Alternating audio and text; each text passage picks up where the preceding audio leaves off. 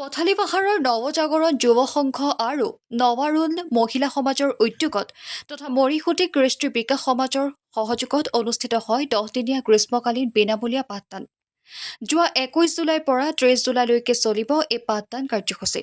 স্থানীয় প্ৰায় শতাধিক ছাত্ৰ ছাত্ৰীক পাঠদানৰ লগতে আধুনিক নৃত্য আৰু বৰগীতৰ কৰ্মশালাত অনুষ্ঠিত হয়। উল্লেখযোগ্য যে দ্বিতীয় বৰ্ষৰ বাবে অনুষ্ঠিত হৈছে গ্ৰীষ্মকালীন পাঠদানৰ কাৰ্যসূচী।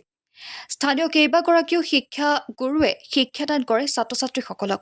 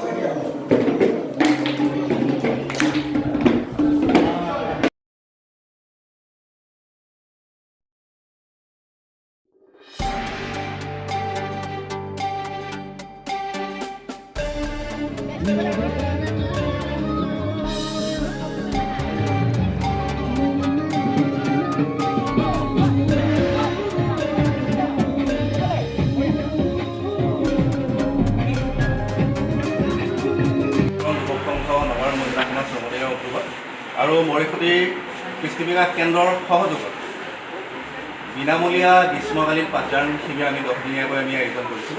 আজি আমাৰ 9টো দিন, অহাকাইলৈ আমাৰ সামৰণি অনুষ্ঠান। আমি 10টা বিষয় সন্নিৱিষ্ট কৰি মহাবিদ্যালয়, উচ্চতৰ মাধ্যমিক বিদ্যালয় পৰ্যায়ৰ 14গৰাকী শিক্ষকৰ দ্বাৰা এই পাঠদান শিবিৰ আমি আয়োজন কৰিছিলোঁ।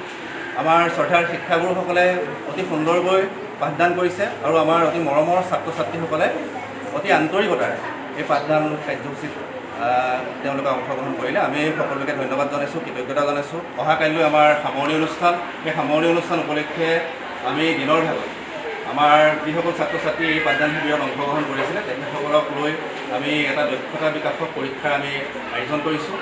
আৰু সন্ধিয়াৰ আগলৈ এটি অন্তৰংগ আলাপৰ এটি সন্ধিয়া আৰু সৃষ্টিশীল আধুনিক নৃত্যৰ প্ৰতিযোগিতাও আমি আয়োজন কৰিছোঁ। আৰু সেই অনুষ্ঠানভাগলৈ আমি সকলোকে সাদৰে নিমন্ত্ৰণ কৰিছোঁ। ধন্যবাদ। বিদ্যালয় শিক্ষকসকল আহি পাঠদান দিছে আৰু ওচৰৰে আমাৰ যি প্ৰায়খিনি ল'ৰা ছোৱালী আহি ইয়াত পাঠদান ল'ব বিচাৰিছে।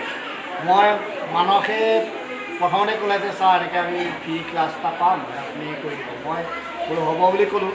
তাৰপৰা এতিয়া আহি পেলাই আজি 2-3 দিন আহি কৰি আছোঁ।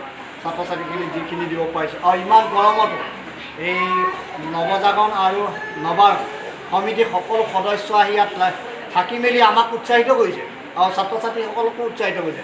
কাৰণ তেওঁলোকৰ গাৰ্জেনখিনিও আহে, ছাত্ৰ ছাত্ৰীখিনিও আহে আৰু ভাল লাগিছে ক্লাছটো কৰি। এনেদৰে যদি ভৱিষ্যতেও কোৱা হয় তেতিয়া আমাৰ এই অঞ্চলৰ মই ভাবিছোঁ ছাত্ৰ ছাত্ৰীসকল যথেষ্ট উপকৃত হ'ব বুলি।